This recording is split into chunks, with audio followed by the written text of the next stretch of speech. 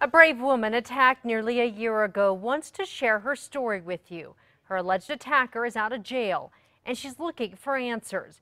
As News 13's Gabrielle Burkhart reports, she has a message for other victims. What happened to that woman less than a year ago is still haunting her. We never identify potential rape victims, but in this case, Briana Chavez wants to speak out and says she's tired of hiding. She hopes her story can help save a life. I remember looking at his face and then everything went blank. 25-year-old Briana Chavez is haunted by what doctors say happened to her last May.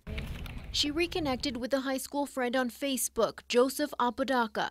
Chavez was in New Mexico visiting family and agreed to meet Apodaca at a downtown nightclub. When I started to regain conscious, I saw my mom and dad. She woke up in the hospital. Doctors say Chavez was violently raped, nearly died, and needed emergency surgery.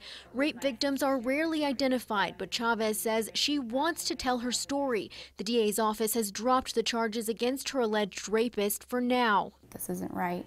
How are other survivors or victims going to have hope for justice to be served when it's taking this long for mine, you know? Police learned Apodaca and another man drove her to a dirt lot in Belen.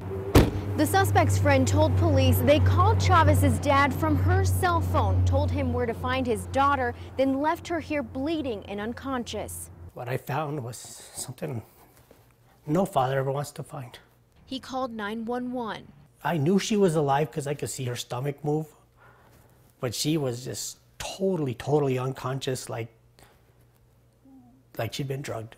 He says the phone call plays over and over in his head. And it comes back to me every day, just dump her here, just dump her here. It was pretty brutal. Chavez has physical and emotional scars. She's worried there could be other victims and has a message. You don't have to stay hiding. You don't have to stay quiet. You won the battle. You know, I won the battle, and justice will be served. We called the DA's office to see why the charges were dropped. They told us they can't discuss details of the case, but that they're still collecting evidence and charges can be refiled. Back to you. All right. Thank you, Gabby. Chavez says her medical bills were around $20,000. She hopes to start an organization to help other rape victims.